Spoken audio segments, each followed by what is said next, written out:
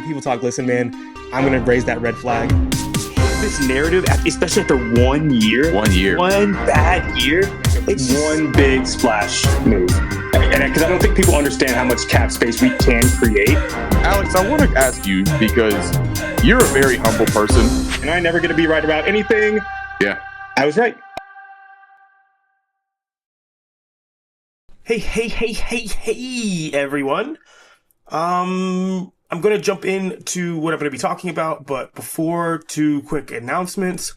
One, the next pod that I have coming out will be with another person. It'll be with John from Carolina, so I'm super excited about that.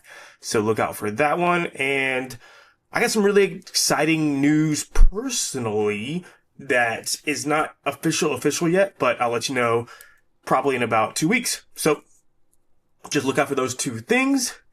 And this is really loud in my ear.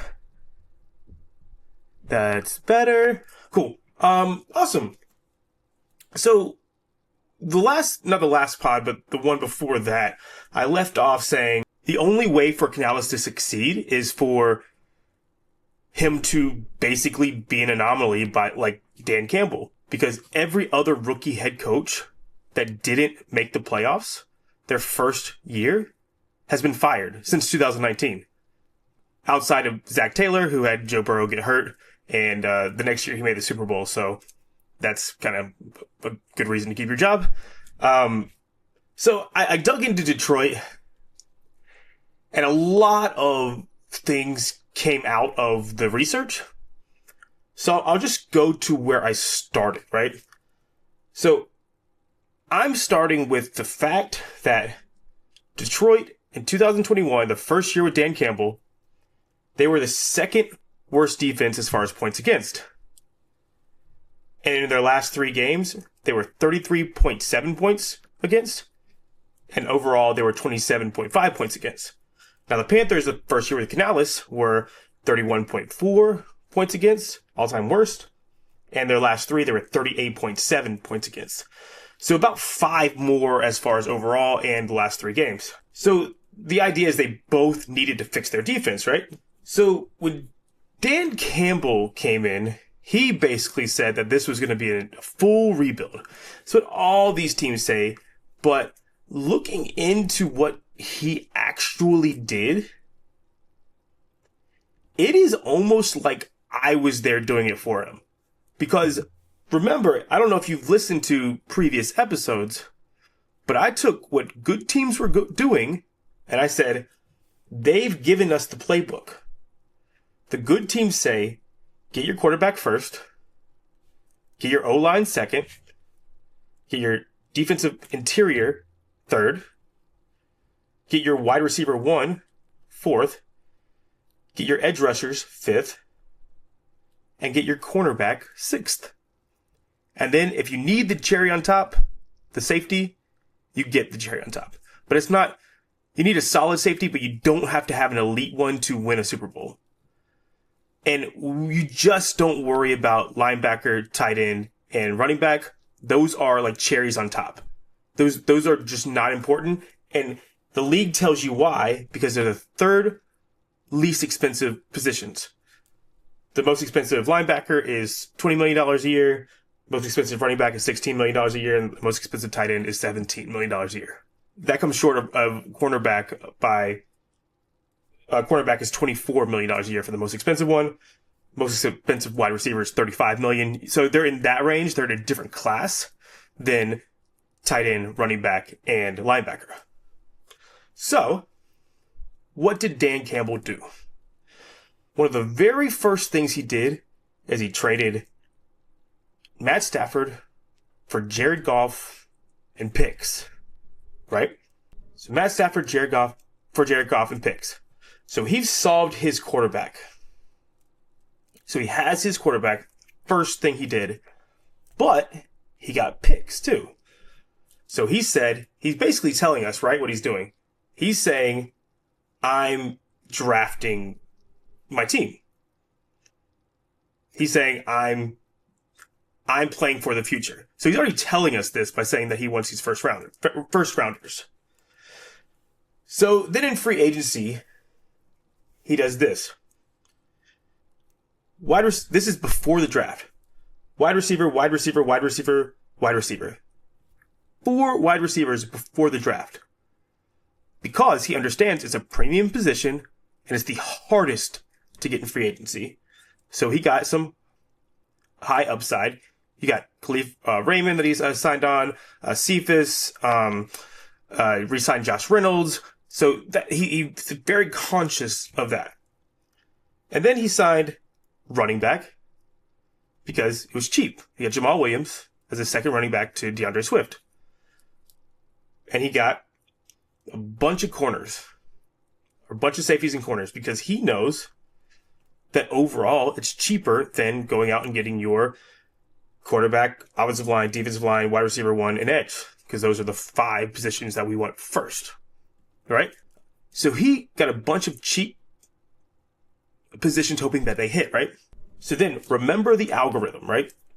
Quarterback, O-line, defensive tackle or interior defensive line, wide receiver 1, edge, cornerback, right? So what does Dan Campbell do? He got his quarterback, his first pick, offensive line, which is the second part of the algorithm. Next pick, defensive tackle, which is the third part of our algorithm. The next pick, defensive tackle, which is the third part of our algorithm. The next pick, defensive back, which is the 6th part of our algorithm. Wide receiver, he got Amon-Ra right there, which is the 4th part of our algorithm. And defensive end. So he hit every single piece of the first 6 pieces of the algorithm. Because he said this is what good teams do. So we got all these pieces in the draft. And I'm only going in the first 4 rounds because I consider the first 4 rounds the most likely to hit. So the first 4 rounds, offensive line, interior defensive line, wide receiver, edge, cornerback. And he hit all of those in the first 4 rounds of the first draft. So he knows, he's saying, I'm not trying to put a Band-Aid on this organization. I'm trying to build for the future. So this is what a rebuild actually looks like, right? And then he goes and has a bad season just like the Panthers just had, right? But there was towards the end, there was a couple wins, but the defense just didn't look that good, which is why they're the 2nd worst defense in the league. But he understands offensive line takes a little bit of time to develop, but I got him on a cheap contract. Defensive interior line takes a little bit of time, but it's on a cheap contract. And then the same thing with wide receiver, defensive back, and edge. He got him all cheap contracts because he knows it's not about this year. Then what does he do in 2022? He says, I went O-line and 2 defensive tackles, but I only went edge in the 4th. I only went wide receiver in the 4th, and I only went cornerback in the 3rd. So he goes defensive end, Hutchinson, wide receiver, Jameson Williams in the 1st round. So he uses premium picks on the positions that he did not use premium picks on the year before. And then he goes defensive end again. And then he goes defensive back. So he's filled out our algorithm going 1 quarterback, 1 O-line, 2 interior defensive linemen, 2 wide receivers, 2 edges, and 2 cornerbacks. Because he knows, I don't know if you guys remember what Detroit was. Detroit was the joke of the NFL. They were a joke. They never won. But he realized that. Know thyself. He realized that. He says, I'm drafting him. I'm identifying him. And I am going to teach them, grow them, and they're going to be Lions. They're going to want to stay. So then in 2023, because he got 2 interior defensive tackles, 2 wide receivers, 2 defensive ends, 2 cornerbacks. So he's built out his premium positions that we, in our algorithm, say are important. So then what does he do? gets the unimportant ones. Gets running back and Gibbs, linebacker, tight end. The first 3 picks. He fills out the rest of the roster. And he goes safety, which is also not a premium pick. That's a cherry on top. That's 7th in our algorithm. So these first 4 picks are 7, 8, 9, and 10 of a what good teams do algorithm. Like, that's not a coincidence. And then what does he do? He starts over. Backup quarterback, defensive tackle, offensive line, wide receiver. What is our algorithm? That's quarterback, O-line, defensive tackle, and wide receiver. We go quarterback, O-line, interior defensive tackle, interior defensive line, wide receiver. He's almost following this algorithm to a T. Because analytics say, which I had no idea this is what he did when I was speaking on this earlier in one of the earlier episodes. But he's doing it to a T. And you know what? That rebuild goes from 3 wins to 9 wins to winning the division to winning the conference. 4 years. 4 years. That's what a long rebuild looks like. Because he's the only one that's ever done it, basically. At least in the last 6 years. Because every other coach, rookie head coach, gets fired. Maximum 4 years.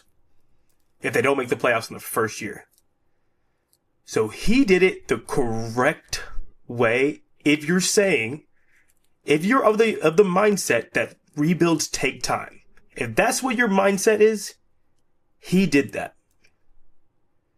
Now let's look what the Panthers did, right? Because I'm telling you that historically, Dan Campbell is the anomaly if you don't make the playoffs the first year. Canales did not make the playoffs the first year. Let's look if he's doing the rebuild exactly like Campbell. The answer is no. So what Carolina did is they went O-line, and free agency, which is fine, but they're premium positions, so they cost more money.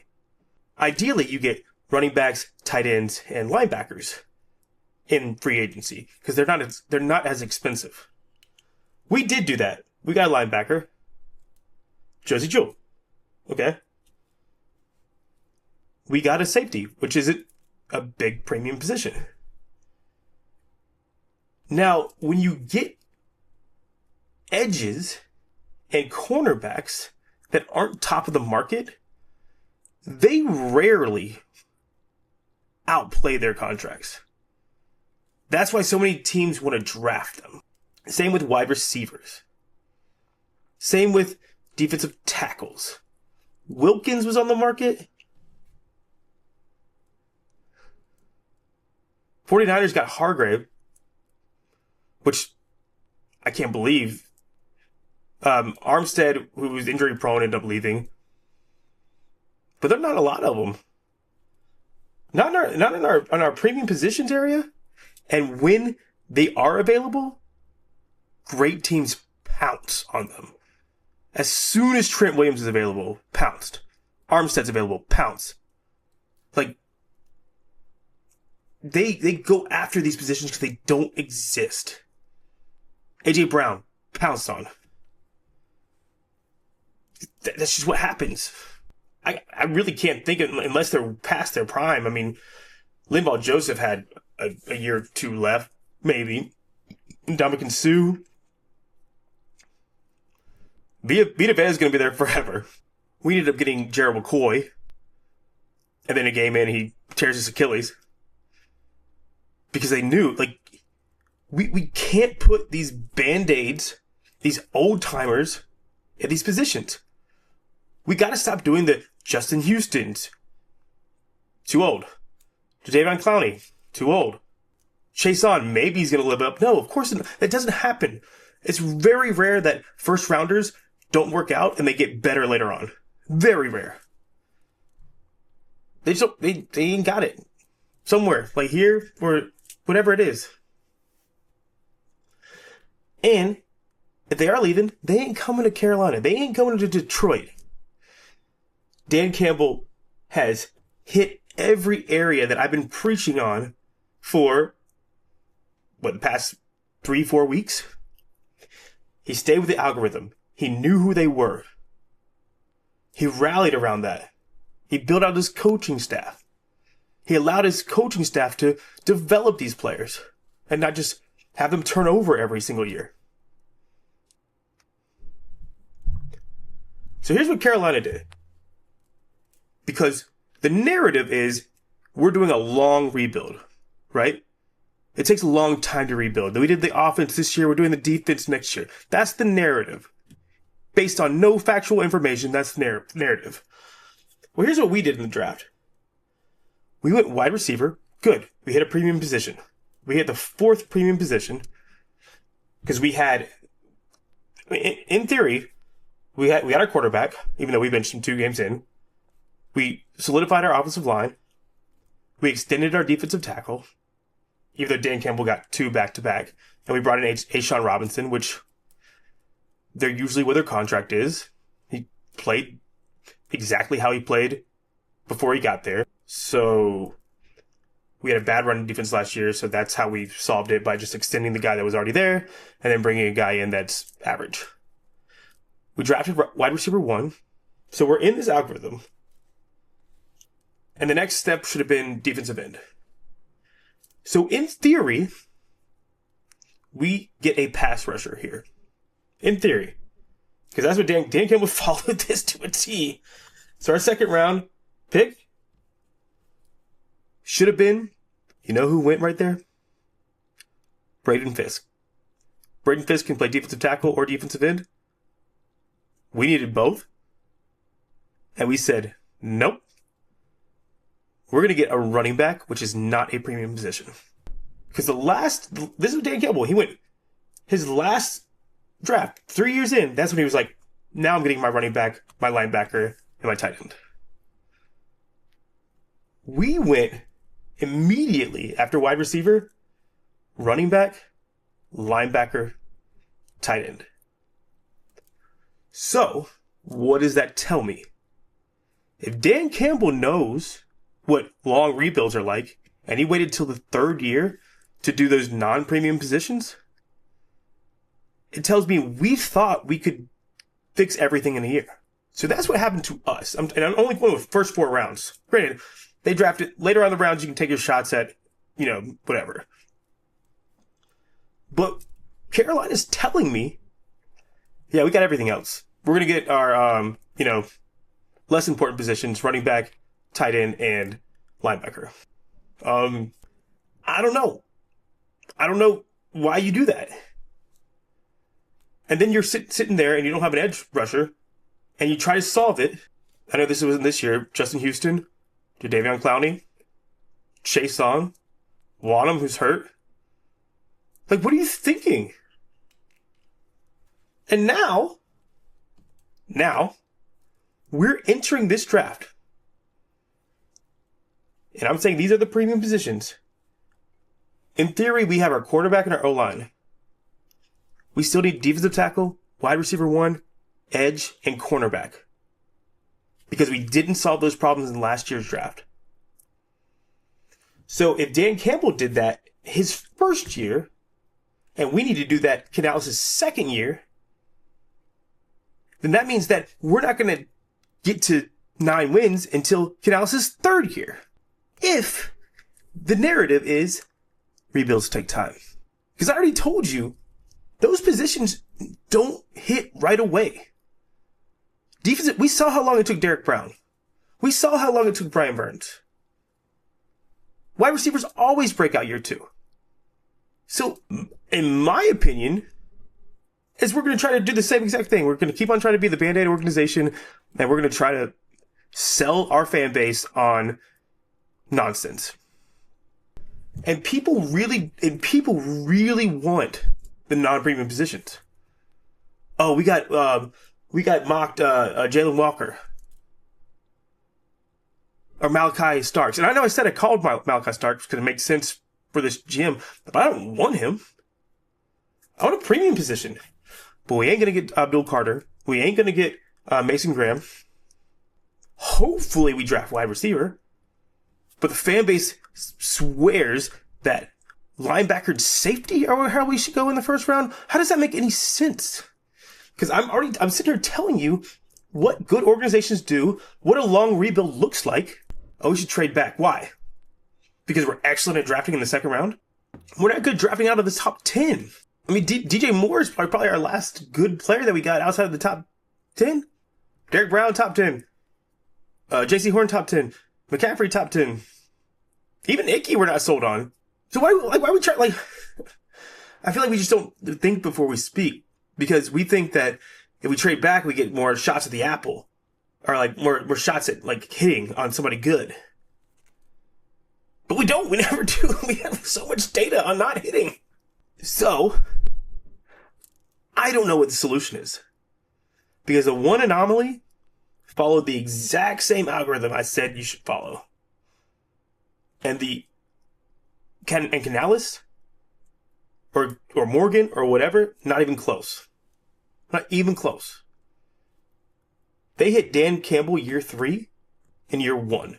And all these guys that we have to hit on to have a good organization, because we still need a defensive tackle, still need a wide receiver 1, still need a defensive end, still need a cornerback. We didn't do. I just don't see. Granted, we have a lot of picks. There could be something that happens, but I mean, just think for a second about what we think the hit rate is, right? We like that we hit on Richardson, safety. We think we hit on Mike Jackson, corner.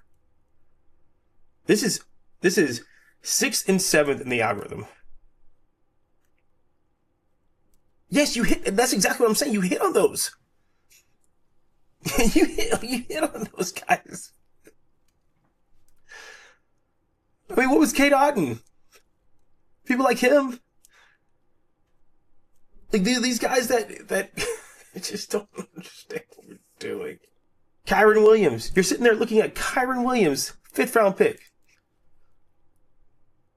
Bucky Irving, 4th round pick. Chuba Hubbard, 4th round pick. And we're drafting a running back in the 2nd round. I don't know, man. I don't know. But every single piece of data has all come to this one conclusion. I said, do what good teams do. We didn't. So, I just want you guys, whoever's listening, just to be ready for, unless somehow, some way, Dave Canales is this insane outlier, he's going to be gone within 4 years. The Panthers aren't going to be good. We're going to have cap problems because our players that we're drafting aren't. We're bringing in premium guys that we can't pay premium money, so we end up paying discounts to either old guys or bad players. I don't see any other way around it. I honestly don't. Like I said, I hope I'm wrong, and I'm sorry that I keep on having these downer pods. But you should know. First of all, you should know that the narrative or people sharing stuff on Twitter, oh yeah, I don't see how you don't get this. Rebuilds take time. If they do it the right way, they do. We're not doing it the right way. We're doing it the wrong way. But maybe they're just brilliant, and maybe the guy that was a quarterback coach 2 years ago is a savant and has it all figured out. I don't know. The guy that's never been a GM before has it figured out. The guy that was a GM, assistant GM for a terrible team, that got promoted to GM, he has to figure it out. Maybe. Maybe. I hope. And I wish I could give better news, and I hate that people don't want to listen because I'm giving bad news, but I'm just giving you the truth of the situation based on data. I don't know anything about a scout. I can tell you if these guys are going to be great or not.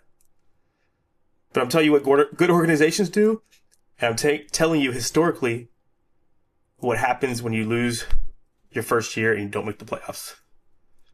Unless you're Dan Campbell, who does everything exactly how I'd tell him you should do it. Okay, all right. Well, that's it, I think. I'm sorry I keep on getting bad news. What I wanted to do was come in and try to give some sort of parallels to what Campbell did and what Morgan has done and Canales to show that we can be that team. But it's completely different. It's not even close. We're not doing anything the way they were doing it. And just because you put little Band-Aids on it, it doesn't work out. I don't know, man. All right. Well, hopefully we got John that can bring me back down to earth next time, and I'm more I'm the positive guy and exciting. I don't know. We'll see. But I appreciate you watching if you've gotten this far, and keep pounding.